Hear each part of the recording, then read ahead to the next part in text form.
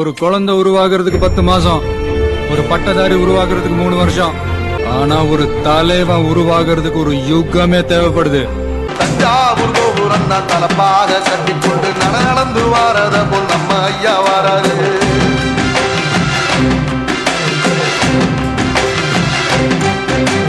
கர்ணன் கொடுத்தது என்ன, சீரக்காதி இறந்தது என்ன, ஐயா உசுறு வர அள்ளி அள்ளி தருவாரு.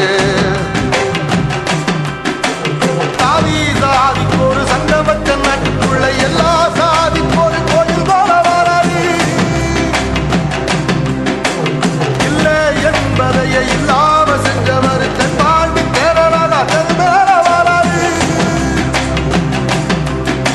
ஏடி எதிர வந்த கண்ணே எமச்சதில்லை தமிழ பரம்பரைக்கு தன் மனமவ